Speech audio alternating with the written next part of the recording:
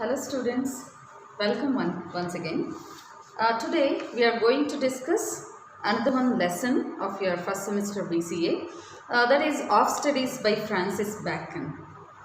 I hope you heard about Francis Bacon. Let us discuss for a few seconds about Francis Bacon and afterwards we move to the lesson. Francis Bacon is a lawyer, statesman and philosopher, served as Attorney General and Lord Chancellor of England. He belonged to England and he served as philosopher, as a statesman, as a lawyer. He participated in many fields and also he wrote many efficient works in English literature. And one thing we should know about Francis Bacon, that is he has very different way of thinking about education, and not only in education but also in every concept he used to think very differently. Totally he was against the old-fashioned system of education and every belief system. ನಾವು ಏನೇನು belief ಮಾಡ್ತೀವಿ education system ಬಗ್ಗೆ ಆಗಿರ್ಬೋದು and ಬೇರೆ ಬೇರೆ concept ಬಗ್ಗೆ ಆಗಿರ್ಬೋದು, Francis ಬ್ಯಾಕನ್ thought ಏನು ಅಂತ ಅಂದರೆ ಈ ಓಲ್ಡ್ ಫ್ಯಾಷನ್ಡ್ ಏನೇನು ಕಾನ್ಸೆಪ್ಟ್ಸ್ ಇದೆ ಅದನ್ನೆಲ್ಲ ಅವರು ಬಿಲೀವ್ ಮಾಡ್ತಿರಲಿಲ್ಲ, ಅದರ ಎಗೇನ್ಸ್ಟಾಗಿ ಇದ್ದರು, ಅದರ ಎಗೇನ್ಸ್ಟಾಗಿ ವಾಯ್ಸ್ ರೈಸ್ ಮಾಡ್ತಾಯಿದ್ರು.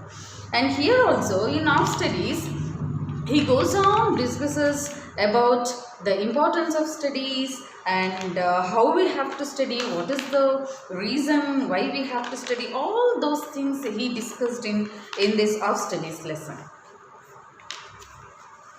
I think let us start the lesson. It's very small lesson but very important to you people because you are beginning your degree life with this wonderful lesson called Off Studies, because it's very important to you people also. ಯಾಕಂದರೆ ಇಲ್ಲಿ studies okay ನಾವು studies ಮಾಡ್ತೀವಿ as you are studying in first semester BCA, somebody studies BA, somebody studies BCom and everyone will take their own choices. But before that, one thing I want to ask you, one simple question I want to ask you. Why you need to study? Come on, tell me. Why you need to study? ನೀವೆಲ್ಲ ಓದ್ತಾ ಇದ್ದೀರಲ್ವಾ, BA ಓದ್ತಾ ಇರ್ತೀರಾ, BCom ಓದ್ತಾ ಇರ್ತೀರಾ and ನಿಮ್ಮ wishes ಏನಿದೆ ಅದನ್ನು ಓದ್ತಾ ಇರ್ತೀರಾ ಅಂತ ಅಂದ್ಕೊಳ್ಳಿ. ನೀವು it's very simple question, why you have to read, why you have to study, why, what is the reason? Obviously ನಾವು ಕ್ಲಾಸಸ್ಸಲ್ಲಿ ನಾನು ಈ ಥರ ಒಂದು ಕ್ವೆಶನ್ ಕೇಳಿ ಒಂದು ಆ್ಯಕ್ಟಿವಿಟಿ ಮಾಡಿಸಿ ಆಮೇಲೆ ನಮಗೆ ಲೆಸನ್ ಸ್ಟಾರ್ಟ್ ಮಾಡ್ತಾ ಇದ್ದೆ. But unfortunately again and again I am telling you we are taking online classes. So just think about it for a few minutes and afterwards continue this video. Okay, why you need to study? ಯಾಕೆ ನಾನು ಓದಬೇಕು? ನಿಮ್ಮಿಂದ answer ಏನು ಬರುತ್ತೆ? ಕೆಲವರು answer ಮಾಡ್ತಾರೆ, I need to study to get job, I need to study to get the knowledge. Okay, everything is fine. To get knowledge is also you need to study, and to earn also it's very important. You need to study. ನೀವು ದುಡ್ಡು ಗಳಿಸಬೇಕು ಅಂದ್ರೂ ಓದಬೇಕು, knowledge ಬೇಕು ಅಂದರೆ ಓದಬೇಕು. We have so many reasons to study, right? So ಇಲ್ಲಿ without knowing the reason do not study. According to Francis Bacon, know the reason why you are studying. ಯಾರೋ ಹೇಳಿದ್ರು ನಾನು ಓದ್ತಾ ಇದ್ದೀನಿ, ಯಾರೋ ನೀನು BCA ಮಾಡು ಅಂದರೂ ಮಾಡ್ತಾ ಇದ್ದೀನಿ ಆ್ಯಂಡ್ ಇನ್ಯಾರೋ ನೀನು MBBS ಮಾಡು ಅಂದರೂ ಮಾಡ್ತೀನಿ. That is not the reason, that is not the right way. Okay, so if you know the reason why you have to study, then study. Okay, so Francis Bacon, with this question actually I will start this lesson. Very beautiful lesson, a single actually sentence, it means a lot to us. So consciously listen to the class and understand. So let us start the lesson. Studies serve for delight, for ornament and for ability. See how simple this sentence is. ಇಲ್ಲಿ ಏನು ಹೇಳ್ತಾ ಇದ್ದಾರೆ? Studies serve for delight and for ornament and for ability. It seems very simple, right? But it means a lot. ಇಲ್ಲಿ ಮೂರು things ಬಗ್ಗೆ Francis Bacon ಹೇಳ್ತಾ ಹೋಗಿದ್ದಾನೆ. ಏನು? Studies for first one is delight. Okay, remember this. First one is delight and second one is ornament, and third one is ability. Come on, repeat. Delight, ornament and ability. So study serves these three things according to Francis Bacon. Let us check out. ಹೌದಾ ಅಂತ check ಮಾಡೋಣ. ಅವನೇನು ಹೇಳ್ತಾನೆ in the very first sentence, studies ಅನ್ನೋದು ನಮಗೆ ಒಂದು delight ತಂದುಕೊಡುತ್ತೆ. Delight means what? Delight means happiness, that satisfaction. Okay, is it right? Come on, check out. ನೀವೇನಾದರೂ ಸ್ಟಡಿ ಮಾಡಿದಾಗ ನಿಮಗೆ ಆ ಡಿಲೈಟ್ ಸಿಗ್ತಾ ಇದೆಯಾ? ಆ ಖುಷಿ ಸಿಗ್ತಾ ಇದೆಯಾ? Of course yes, if you study with your own interest. ಯಾರ್ದೋ ಫೋರ್ಸಿಗೆ ನೀವು ಓದ್ತಾ ಇದ್ದರೆ ಅಫ್ಕೋರ್ಸ್ ಅದು ಪನಿಷ್ಮೆಂಟ್ ಅಂತ ಅನಿಸುತ್ತೆ. ಬಟ್ ನೀವು ನಿಜವಾಗ್ಲೂ ನಾಲೆಡ್ಜ್ ತಿಳ್ಕೋಬೇಕು ಅಂತ ನೀವು ಓದ್ತಾ ಇದ್ದರೆ, ನೀವು ಏನೂ ಗೊತ್ತಿಲ್ಲದೆ ಇರುವಾಗ ಹೊಸ ನಾಲೆಡ್ಜನ್ನ ನೀವು ಕಲಿತೀರಲ್ಲ, ಹೊಸ ನಾಲೆಡ್ಜ್ ಪಡ್ಕೊಂಡಾಗ ನಿಮ್ಮಲ್ಲಿ ಏನೋ ಒಂದು ಡಿಲೈಟ್ನೆಸ್ ಬರುತ್ತೆ, ಏನೋ ಒಂದು ಖುಷಿ ಸಿಗುತ್ತೆ. I think some of you experienced that delight when you acquired the new knowledge, right? ಹಾಗಿದ್ರೆ ಫ್ರಾನ್ಸಿಸ್ ಬ್ಯಾಕನ್ ಪ್ರಕಾರ first one is right. If you study you will get delight. And second one for ornament. Ornament means what? Of course ನೀವು ಎಲ್ಲ ornaments ಹಾಕ್ತೀರಾ, right? Okay, so studies ಅನ್ನೋದು ನಿಮಗೆ ornaments ಥರ ಇರುತ್ತೆ. So studies ಅನ್ನೋದು ಆರ್ನಮೆಂಟಾಗಿ ಕೂಡ ರೋಲ್ ಪ್ಲೇ ಮಾಡುತ್ತೆ. ಅಂದರೆ ಏನು? For example, think that you are not wearing anything, like you are not wearing any earrings, you are not wearing any chains, bangles, nothing at all. Okay, how you look? If you wear ornaments, all these things, how you look? Of course, your look will be different, your look will be attractive, right? So, here Francis Bacon tells, study acts as ornament. ನೀವು ಸಾಧಾರಣವಾದ ವ್ಯಕ್ತಿ ಆಗಿರ್ತೀರಾ study ಮಾಡೋಕ್ಕೂ ಮುಂಚೆ, ಆದರೆ study ಮಾಡಾದಮೇಲೆ ಅದು ನಿಮಗೆ ಒಂದು look, ಒಂದು ಡಿಫ್ರೆನ್ಸನ್ನು ತಂದುಕೊಡುತ್ತೆ. ನಾನು ಬ್ಯೂಟಿ ಅಂತ ಇಲ್ಲ, ಇಲ್ಲಿ ಒಂದು ಡಿಫ್ರೆನ್ಸನ್ನು ತಂದುಕೊಡುತ್ತೆ. ನೀವು ಸಾಧಾರಣವಾಗಿರೋರಿಗೆ ಒಂದು ಡಿಫ್ರೆಂಟ್ ಲುಕ್ಕನ್ನು ತಂದುಕೊಡುತ್ತೆ ಸ್ಟಡಿ ಅಂತ ಹೇಳ್ತಾನೆ. ಇದನ್ನು ನಾವು ಚೆಕ್ ಮಾಡ್ಕೊಳ್ಳೋಣ. Is it right? Of course it is right. Next point ಅವನೇನು ಹೇಳೋದು, study serves for ability. Ability means what? ಸಾಮರ್ಥ್ಯ, ಏನೋ ಒಂದು ಮಾಡಬೇಕು ಅನ್ನೋ ಎಬಿಲಿಟಿ. ಅಫ್ಕೋರ್ಸ್ ಇದನ್ನು ನಾವು ಚೆಕ್ ಮಾಡಿಕೊಂಡ್ರೆ, ಸ್ಟಡಿ ಮಾಡಿದಾಗ ನಿಮಗೆ okay, I can work in a bank, I can work as a doctor, I can work as a nurse ಅನ್ನೋ ಎಬಿಲಿಟಿ ನಿಮಗೆ ಯಾವಾಗ ಬರುತ್ತೆ? When you get knowledge and when you study, then only you will get ability, right? So ಈ ಮೂರು points Francis ಬ್ಯಾಕನ್ದು ನಮಗೆ check ಮಾಡಿದಾಗ right ಅನಿಸುತ್ತೆ. So come on, repeat. Study gives us ability, ornament, and first one is delight. These three things actually we are getting from studies. Okay, let us move to the next point. Their chief use for delight is in privateness and retiring, for ornament is in discourse, and for ability is in the judgment and disposition of business. ನಾನು ಈಗ explain ಮಾಡಿದ್ದು ಪಾಯಿಂಟನ್ನು ಅಲ್ಲಿ ಹೇಳ್ತಾ ಇದ್ದಾನೆ. ಆ chief use ಏನಿದೆ, ಆ study ಮಾಡಿದಾಗ ನಾವು ಅದನ್ನು ಯಾವುದಕ್ಕೋಸ್ಕರ ಯೂಸ್ ಮಾಡ್ಕೋತೀವಿ? ನಮ್ಮ ಪರ್ಸನಲ್ ಒಂದು ವರ್ಕ್ಸ್ಗೆ ನಾವು ಅದನ್ನು ಫಸ್ಟ್ ಯೂಸ್ ಮಾಡ್ಕೋತೀವಿ. ಆ್ಯಂಡ್ ಎದುರುಗಡೆ ನಡೆಯುವಂಥ ಒಂದು ಪರ್ಸನ್ಗೆ ಕಮ್ಯುನಿಕೇಷನ್ ಮಾಡೋಕ್ಕೆ ಯೂಸ್ ಮಾಡ್ಕೋತೀವಿ. And also the circumstances or the problems which we are facing in our life, ಅದನ್ನು ಸಾಲ್ವ್ ಮಾಡೋಕ್ಕೂ ಕೂಡ ನಾವು ಸ್ಟಡೀಸನ್ನು ಯೂಸ್ ಮಾಡ್ಕೊಳ್ಳೋವಂಥ ಎಬಿಲಿಟಿ ನಮಗೆ ಬರುತ್ತೆ. ಸೊ ಹಾಗಾಗಿ study serves delight, ornament and delight ಅಂತ ಎಬಿಲಿಟಿ ಅನ್ನೋದು ಈ ಆ್ಯಂಗಲಲ್ಲಿ ಫ್ರಾನ್ಸಿಸ್ ಬ್ಯಾಕನ್ ನಮಗೆ ಹೇಳ್ತಾ ಇದ್ದಾನೆ. Let us move to the next point. For expert men can execute and perhaps judge for particulars one by one, but the general counsels and the plots and marshalling of affairs come best from those that are learned. Yes, some expert men, they can judge and they can give judgment for some important matters, okay? But some common plots and some common things can be solved by a perfect learning ಅಥವಾ studies. ನಮಗೆ ಕೆಲವೊಂದು ದೊಡ್ಡ ದೊಡ್ಡ issues ಬಂದಾಗ ಜಡ್ಜ್ಮೆಂಟನ್ನು ಮಾಡೋದು okay, experts men ಅವರು judgment ಮಾಡ್ತಾರೆ, okay.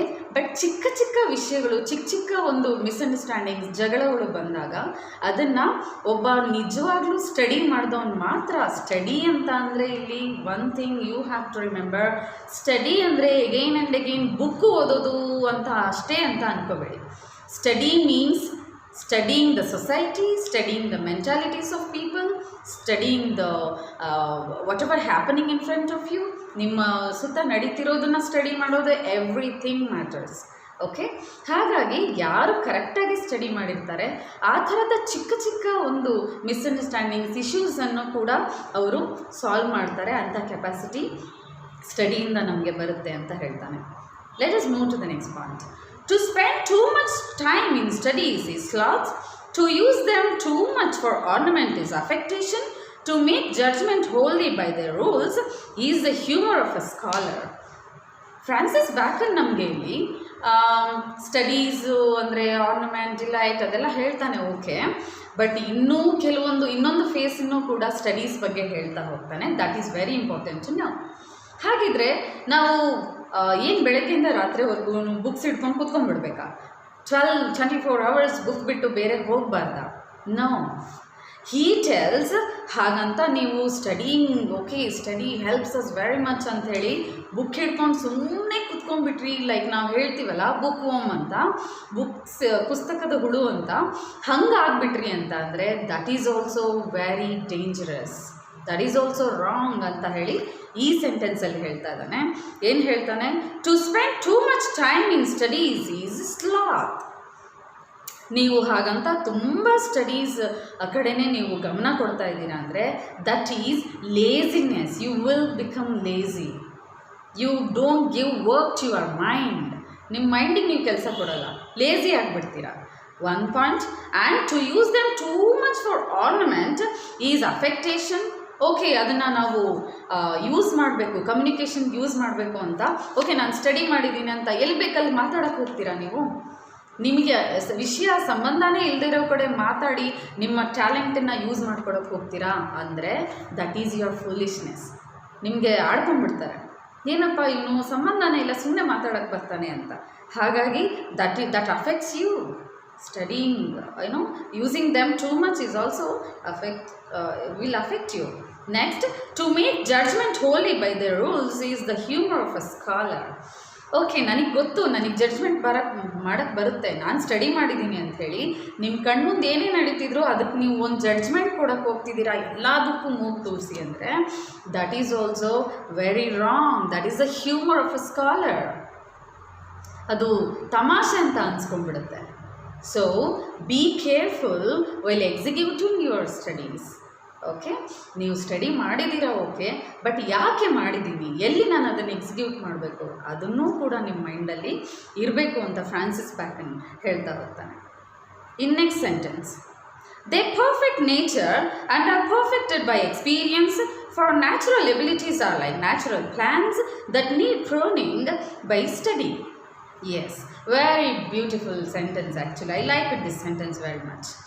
They perfect nature. Study, ಈಗ ಒಂದು ಎಕ್ಸಾಕ್ಟ್ ಮೇ ಬಿ ನಿಮಗೆ ಒಂಚೂರು ಕನ್ಫ್ಯೂಷನ್ ಆಗ್ತಾ ಇರ್ಬೋದು, ಏನಿದು ಫ್ರಾನ್ಸಿಸ್ ಬ್ಯಾಕನ್ ಸ್ಟಡೀಸ್ ಬಗ್ಗೆ ಹೆಂಗೆ ಹೇಳ್ತಿದ್ದಾನೆ. ಒಂದು ಚಿಕ್ಕ ಎಕ್ಸಾಂಪಲ್ ಈ ಸೆಂಟೆನ್ಸಲ್ಲಿ ನಿಮಗೆ ಕೊಡ್ತಾನೆ. ಓಕೆ, ನಿಮ್ಮ ನೇಚರನ್ನು ಅದು ಪರ್ಫೆಕ್ಟ್ ಮಾಡುತ್ತೆ. ನೀವು ಸ್ಟಡಿ ಏನು ಮಾಡ್ತೀರಾ ಅದು ಪರ್ಫೆಕ್ಟ್ ಮಾಡುತ್ತೆ.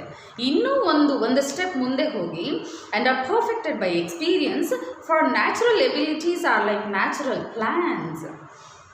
ನಿಮ್ಮ ನ್ಯಾಚುರಲ್ ಎಬಿಲಿಟೀಸ್ ಏನಿದೆ, ಒಂದು ಎಕ್ಸಾಂಪಲ್ ಕೊಡ್ತೀನಿ. ನೀವು ರೀಕಾಲ್ ಯುವರ್ ಚೈಲ್ಡ್ಹುಡ್ ಡೇಸ್. ನೀವು ಹುಟ್ಟಾದಮೇಲೆ ನಿಧಾನಕ್ಕೆ ನಿಮ್ಮ ಚೈಲ್ಡ್ಹುಡ್ ಡೇಸನ್ನ ನೆನಪು ಮಾಡ್ಕೋತಾ ಬನ್ನಿ. ನಿಧಾನಕ್ಕೆ ನೀವು ಊಟ ಮಾಡೋದು ಕಲಿತೀರಾ, ನಿಮಗೆ ಪ್ಲೇಟಲ್ಲಿ ಹಾಕ್ಕೊಡ್ತಾರೆ, ಊಟ ಮಾಡೋದು ಕಲಿತೀರಾ, ಮಾತಾಡೋದು ಕಲಿತೀರಾ, ನಡೆಯೋದು ಕಲಿತೀರಾ, right? These are all your natural abilities. Natural ಆಗಿ ನೀವು ಯಾವುದೂ ಸ್ಕೂಲಿಗೆ ಹೋಗಿ ಕಲ್ತಿರಲ್ಲ ಅಲ್ವಾ, ನಿಮಗೆ ಪ್ಲೇಟಲ್ಲಿ ಹಾಕ್ಕೊಡ್ತೀರಾ, ನೀವೇ ಕಲಿತಾ ಹೋಗ್ತೀರಾ. ನ್ಯಾಚುರಲ್ ಎಬಿಲಿಟೀಸ್ ನಿಮಗಿರುತ್ತೆ, ಆದರೆ ಅದನ್ನು ಪರ್ಫೆಕ್ಟ್ ಮಾಡೋದು ಸ್ಟಡೀಸ್.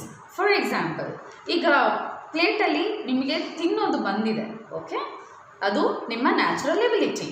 ಆದರೆ ನಿಮ್ಮ ಸ್ಟಡಿಯಿಂದ ನೀವು ಕಲಿಯೋದೇನು, ಹೇಗೆ ತಿನ್ನಬೇಕು, ಎಷ್ಟು ತಿನ್ನಬೇಕು, ನಾನು ಯಾಕೆ ವೇಸ್ಟ್ ಮಾಡಬಾರ್ದು food, everything you learn by study. That's very simple, right? And ಇನ್ನೊಂದು, ಮಾತಾಡೋದು ಕಲಿತೀರಾ, ರೈಟ್? ಮಾತಾಡೋದು ಕಲಿತ ತಕ್ಷಣ ನೀವು ಎಕ್ಸ್ಪರ್ಟ್ ಆಗ್ತೀರಾ. That's a natural ability which you learn talking, right? ಆದರೆ ಸ್ಟಡಿಯಿಂದ ನೀವು ಕಲಿಯೋದೇನು, ಯಾರ ಹತ್ರ ಹೇಗೆ ಮಾತಾಡಬೇಕು, ಎಷ್ಟು ಮಾತಾಡಬೇಕು, ಎಷ್ಟು ಯಾರಿಗೆ ರೆಸ್ಪೆಕ್ಟ್ ಕೊಡಬೇಕು, ಎಲ್ಲಿ ಏನನ್ನು ಮಾತಾಡಬೇಕು, ಅದನ್ನು ಕಲಿತಾ ಹೋಗ್ತೀರಾ ನಿಮ್ಮ ಸ್ಟಡಿಯಿಂದ, ಅಲ್ವಾ? This is the only importance of study. You can catch this point. ನೀವು ಸ್ಟಡಿಯಿಂದ ಗೇನ್ ಮಾಡೋದು ಇದು. ನೀವು ನ್ಯಾಚುರಲ್ಲಾಗಿ ಹೇಗಿರ್ತೀರ, ಈಗ ನಾವು ಹೇಳ್ತಿರ್ತೀವಿ, ಒಂದು ಕಾಡು ಕಲ್ಲು ಬಿದ್ದಿರುತ್ತೆ, ಅದನ್ನು ಒಬ್ಬ ಶಿಲ್ಪಿ ಏನು ಮಾಡ್ತಾನೆ, ಆ ಕಲ್ಲು ತೊಗೊಂಬಂದು ಅದನ್ನು ನೀಟಾಗಿ ಕೆತ್ತಾನೆ, ಅದಕ್ಕೊಂದು ಶೇಪ್ ಕೊಡ್ತಾನೆ, ಕಣ್ಣು ಮೂಗು ಹೇಗಿರಬೇಕು ಅಂತ ಒಂದು ಶೇಪ್ ಕೊಡ್ತಾನೆ. Then it will be a beautiful sculpture, right? ಒಂದು ಬ್ಯೂಟಿಫುಲ್ ಸ್ಕಲ್ಪ್ಚರ್ ಆಗಿ ಅದು ರೆಡಿ ಆಗುತ್ತೆ. ಸೊ ಹಾಗೆ ನಾವು ಹುಟ್ಟಿದಾಗ ನ್ಯಾಚುರಲ್ ಎಬಿಲಿಟೀಸ್ ತುಂಬ ಆ ಥರ ಇರುತ್ತೆ. But by studying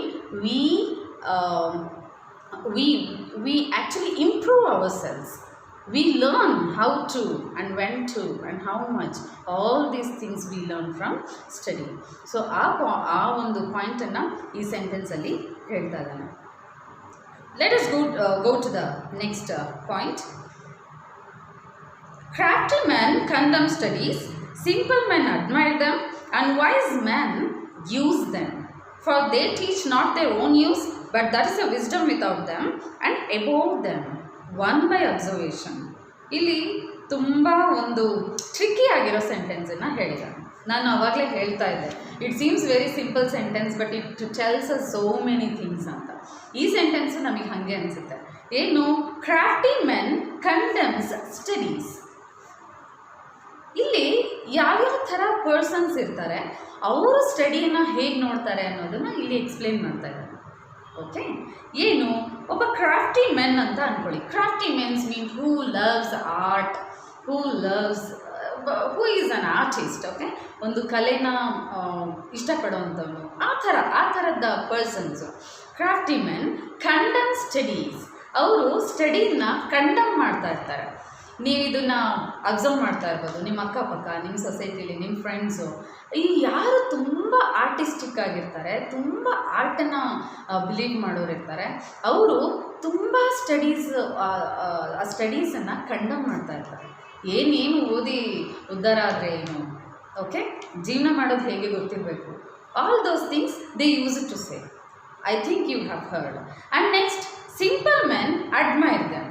simple men ಯಾರು ತುಂಬ ದೊಡ್ಡ ಪರ್ಸನ್ಸ್ ಅಲ್ಲ, ಒಬ್ಬ ಕಾಮನ್ ಮ್ಯಾನ್ ಅಪ್ಪ. ನಾನೇನು ಮಾಡ್ತೀನಿ ಸ್ಟಡಿನ, ಆಫ್ಕೋರ್ಸ್ ಐ ಅಡ್ಮೈರ್ ದೆಮ್. ನಾನು ಅಡ್ಮೈರ್ ಮಾಡ್ತೀನಿ, ಸ್ಟಡಿನ ಇಷ್ಟಪಡ್ತೀನಿ, ಓಕೆ ಓದ್ತೀನಿ, ಅದಕ್ಕೊಂದು ಜಾಬ್ ತೊಗೋತೀನಿ, ಅರ್ನ್ ಮಾಡ್ತೀನಿ, ನನ್ನ ಲೈಫನ್ನು ನಾನು ಲೀಡ್ ಮಾಡ್ಕೊಂಡು ಹೋಗ್ತೀನಿ. ಆ ಥರದ ಪರ್ಸನ್ಸು ಸ್ಟಡಿನ ಅಡ್ಮೈರ್ ಮಾಡ್ತಾರೆ. And wise men use them. ಆದರೆ ಒಬ್ಬ ವೈಸ್ ಮೆನ್ ಮಾತ್ರ ಆ ಸ್ಟಡಿನ ತನಗೆ ಹೇಗೆ ಬೇಕೋ ಹಾಗೆ ಯೂಸ್ ಮಾಡ್ಕೋತಾನೆ. ಓಕೆ, ಹೇಗೆ ಅಂದರೆ ಸ್ಟಡಿ ಮಾಡಿದ್ದೀನಿ ಅಂತ ಎಲ್ಲಿ ಬೇಕಲ್ಲಿ ಹೋಗಿ ಕಮ್ಯುನಿಕೇಟ್ ಮಾಡೋದಾಗಲಿ, ಯಾವ್ದು ಬೇಕಾದ ಕಾನ್ಫ್ಲಿಕ್ಟ್ಸನ್ನು ಸಾಲ್ವ್ ಮಾಡೋದಾಗಲಿ ಹಾಗೆ ಮಾಡಲ್ಲ. ಒಬ್ಬ ವೈಸ್ ಮೆನ್ ಏನು ಮಾಡ್ತಾನೆ, he uses his study very carefully. Okay, ಚೂಸಿಯಾಗಿ ಅವನ ಒಂದು ಸ್ಟಡಿನ ಯೂಸ್ ಮಾಡ್ಕೋತಾನೆ ಅವನ ಲೈಫಲ್ಲಿ. ಸೊ ಈ ಥರದ 3 ಪರ್ಸನ್ಸ್ ನಮ್ಮಲ್ಲಿ ಇರ್ತಾರೆ ಅನ್ನೋದು ಈ ಸೆಂಟೆನ್ಸಲ್ಲಿ ಹೇಳ್ತಾ ಇದ್ದಾನೆ. And for they teach not their own use but that is a wisdom without them and above them one by observation.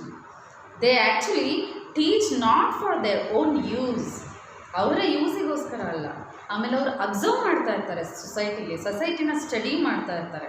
Like studies without experience lead to confusion in dealing with the outside world. So if we apply study then it is fruitful. ನಾವು ಯಾವುದೇ experience ಆಗ್ತಾ ಇಲ್ಲ ನಮಗೆ, ಬರೀ book ಹಿಡ್ಕೊಂಡು 4 ಕೋಣೆ ಮಧ್ಯೆ ಓದ್ತಾ ಇದ್ದೀವಿ ಅಂದರೆ can we face the outside world? No. We have to apply that study, then only we can face the outside world, and also we can satisfy the world fruitfully ಅಂದರೆ ತುಂಬ ಸಂತೋಷವಾಗಿ ನಾವು ಲೈಫನ್ನು ಎಂಜಾಯ್ ಮಾಡೋಕ್ಕೆ ಸಾಧ್ಯ ನಾವು ನಮ್ಮ ಸ್ಟಡಿನ ಅಪ್ಲೈ ಮಾಡಿದರೆ ಮಾತ್ರ. ಓಕೆ, ಬರೀ ನಾನು ಬುಕ್ಕು ಓದ್ತೀನಿ, ರ್ಯಾಂಕ್ ತಗೋತೀನಿ, no, that is not right way. Then in next sentence he says, read not to contradict and confute, not to believe and take for granted, not to find talk and discourse, but to weigh and consider. Very important statement by Francis Bacon about studies. Studies ಬಗ್ಗೆ ಬಹುಶಃ Francis ಬ್ಯಾಕನ್ಗಿಂತ ಬೇರೆ ಯಾರೂ ಇಷ್ಟೊಂದು ಆ್ಯಂಗಲಲ್ಲಿ portray ಮಾಡೋಕ್ಕೆ ಸಾಧ್ಯನೇ ಇರಬೇಕು ಅನ್ನೋ ಅಷ್ಟು ವಿಷಯಗಳು ಸ್ಟಡೀಸ್ ಬಗ್ಗೆ ಮಾತಾಡ್ತಾ ಹೋಗ್ತಾನೆ.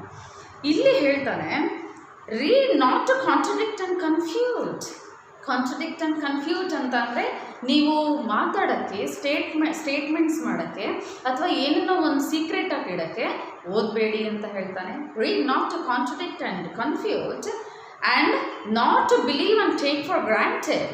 ಹಾಗಂತ ನೀವು ಕಣ್ಮುಂದೆ ಕಾಣೋದೆಲ್ಲ ಬಿಲೀವ್ ಮಾಡೋಕ್ಕೆ ಅಥವಾ ಎವ್ರಿಥಿಂಗ್ ಟೇಕನ್ ಫಾರ್ ಗ್ರಾಂಟೆಡ್, ಎಲ್ಲದನ್ನು ನಂಬಿಬಿಡೋಕ್ಕೆ ಓದಬೇಡಿ ನೀವು ಅಂತ ಹೇಳ್ತಾನೆ. ಆ್ಯಂಡ್ ಇನ್ನೊಂದು, not to find talk and discourse, ಏನು ಬೇಕದು ಮಾತಾಡ್ಬಿಡ್ತೀನಿ ಅನ್ನೋ ಕಾನ್ಫಿಡೆನ್ಸಿಗೆ ನಾನು ಓದ್ತೀನಿ ಅಂದರೆ ಅದಕ್ಕೆ ಓದಬೇಡಿ ಅಂತ ಹೇಳ್ತಾನೆ. ಆದರೆ ಹಾಗಿದ್ರೆ ನಾವು ಯಾಕೆ ಸ್ಟಡೀಸ್ ಮಾಡಬೇಕು? Why we need to study? Very simple ಫ್ರೇಸಲ್ಲಿ ಅವನು ಹೇಳ್ತಾನೆ ಇಲ್ಲಿ, we need to study to weigh and consider. Weigh means what? ತೂಕ. ಓಕೆ, ನಮ್ಮನ್ನು ನಾವು ಕನ್ಸಿಡರ್ ಮಾಡ್ಕೊಳ್ಳೋಕ್ಕೆ, ನಮ್ಮನ್ನು ನಾವು ಸ್ಟಡಿ ಮಾಡ್ಕೊಳ್ಳೋಕ್ಕೆ, ಓಕೆ, ವೇಯ್ ಮಾಡ್ಕೊಳ್ಳೋಕ್ಕೆ, ತೂಕವಾಗಿ ನಮ್ಮನ್ನು ನಾವು ನಮ್ಮ ಲೈಫಲ್ಲಿ ಕಂಡುಕೊಳ್ಳೋಕ್ಕೆ ಯು ನೀಡ್ ಟು ಸ್ಟಡಿ ಅನ್ನೋದು ಬಿಟ್ಟರೆ ಈಗ ಯಾವುದಕ್ಕೂ ನೀವು ಸ್ಟಡಿ ಮಾಡಬೇಕಿರೋ ಇಂಪಾರ್ಟೆನ್ಸ್ ಇಲ್ಲ ಅಂತ ಈ ಸೆಂಟೆನ್ಸಲ್ಲಿ ಹೇಳ್ತಾನೆ. ಇನ್ನು ನೆಕ್ಸ್ಟಲ್ಲಿ ತುಂಬ ನಮಗೆ ಆಶ್ಚರ್ಯ ಅನಿಸುತ್ತೆ. As I told you, Francis Bacon is discussing about studies, right? And in this phrase, actually, in this sentence, he discussed about different persons, right? But ಇಲ್ಲಿ ಬುಕ್ಸ್ಗಳ ಬಗ್ಗೆನೂ ಮಾತಾಡ್ತಾರೆ.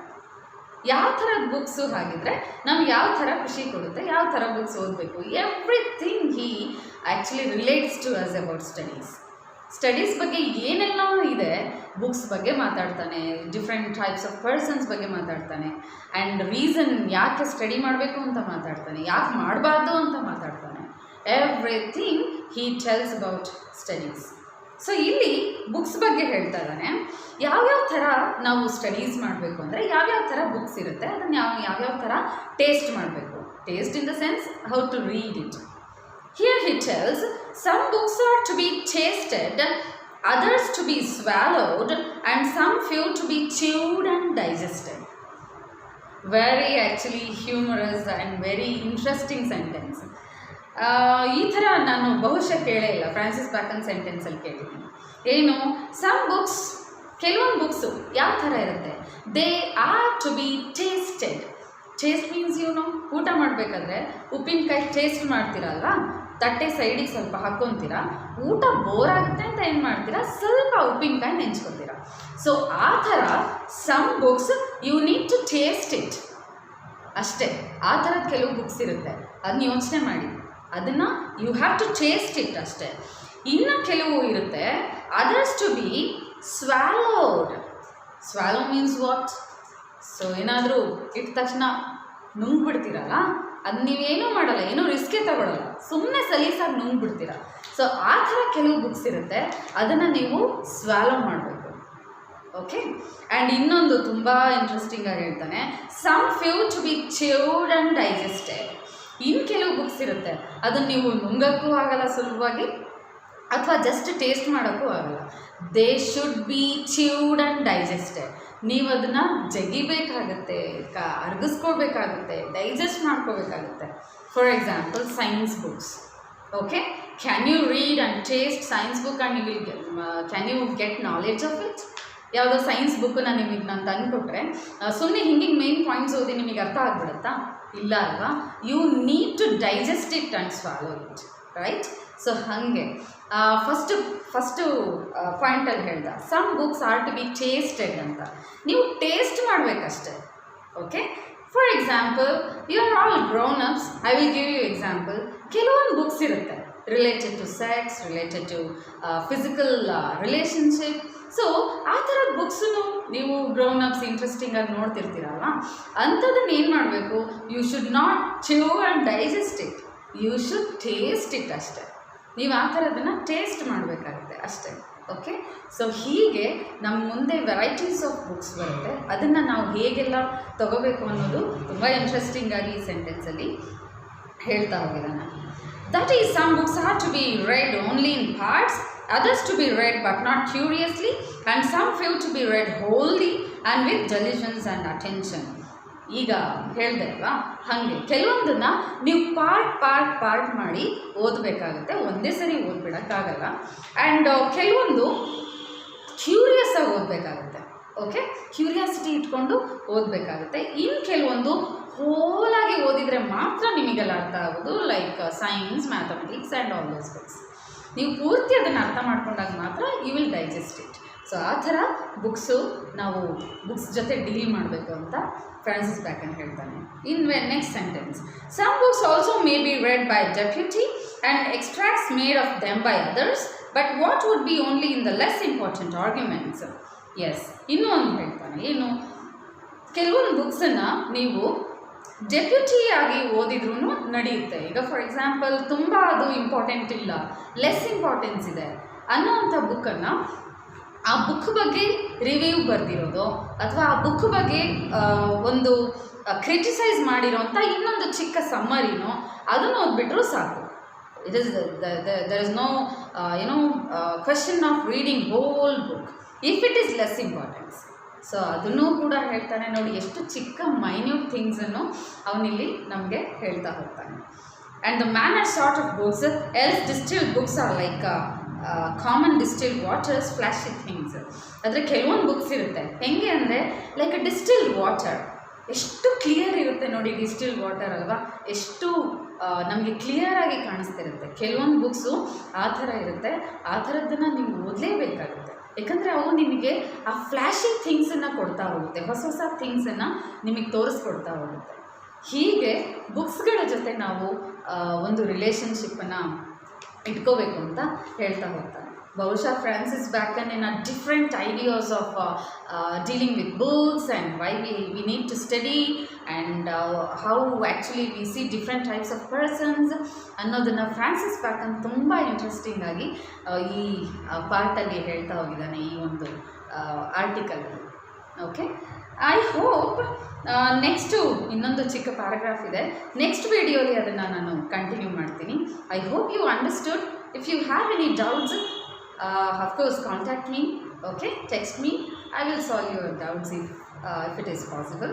Let us meet in next video of this another part. Okay, bye.